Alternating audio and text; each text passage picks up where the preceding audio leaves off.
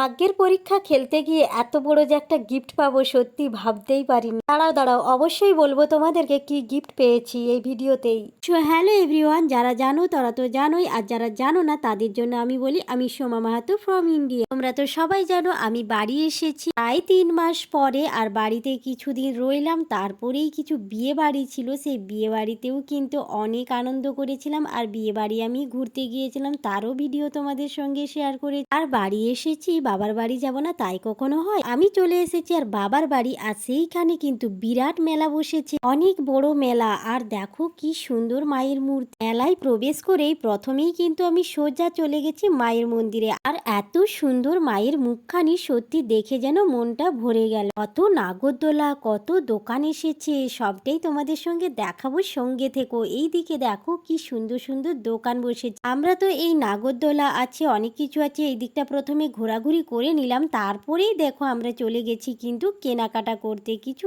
বাড়ির জিনিসপত্র, মানে ওই প্রয়োজনীয় যা জিনিসপত্র হয় সেগুলোই কিন্তু আমি নিয়ে নিলাম একটার পর একটা। আর এই মেলাতে কিন্তু অনেক রকম সস্তার জিনিসও আছে। আমি যে দোকানটাতে কেনাকাটা করছি এটা মাত্র 10 টাকায় সমস্ত জিনিস পাওয়া যায়, তার জন্যই কিন্তু আমি খুবই বেছে বেছে যেগুলো প্রয়োজন সেগুলো কিন্তু আমি নিয়ে নিচ্ছি। আর এই মেলাটা কোথায় জানো তো? গোপালীতে, খড়গপুরের গোপালী তো অনেকেই জানে, তো সেই গোপালীতেই কিন্তু এই মেলাটা বসেছে। যারা যারা গোপালী জায়গাটা চেনে তারা তো অবশ্যই জানি, অবশ্যই যাবে সবাই, কারণ এত বড় মেলা আর প্রায় 1 সপ্তাহ ধরে এই মেলা থাকবে। অনেক তো হলো কেনাকাটা, তারপরেই চলে গেছি আমরা এইদিকে পাপড়ি চাট খেতে। পাপড়ি চাটটাও কিন্তু খেয়ে নিলাম সবাই মিলে, তারপরেই দেখো ভাগ্যের খেলাতে চলে এসেছি।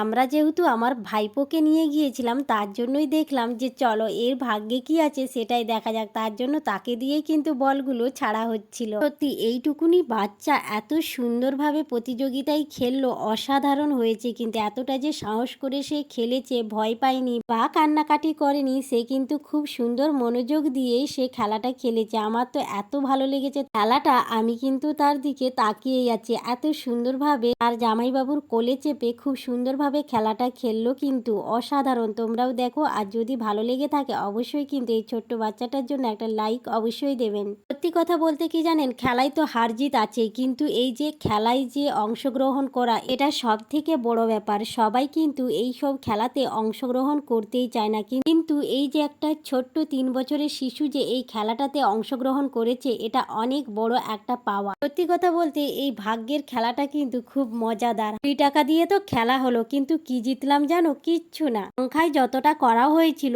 সেই সংখ্যানুপাতে কিন্তু কিছুই ছিল না। তো যাই হোক, সেটা কোনো ব্যাপার নয়, খেলায় তো হার জিত থাকবেই, কিন্তু এই যে খেলায় যারা যোগদান করে এটার জন্যও কিন্তু একটা সাহস দরকার হয়। আর আমার এই ছোট্ট ভাইপোয়ের যে এত সাহস আছে, সত্যি আমি দেখে অবাক হয়ে গেলাম। তো যাই হোক, অনেক ভালো লাগলো এই মেলায় ঘোরাঘুরি করতে। আমার সকল বন্ধুদেরকে বলবো অবশ্যই যারা গোপালীর আশেপাশে বসবাস করেন একবার গিয়ে মেলায় ঘুরে আসবেন। আজকের মতন ভিডিওটা এই পর্যন্ত। বাই বাই, সবাই সুস্থ থাকবেন, ভালো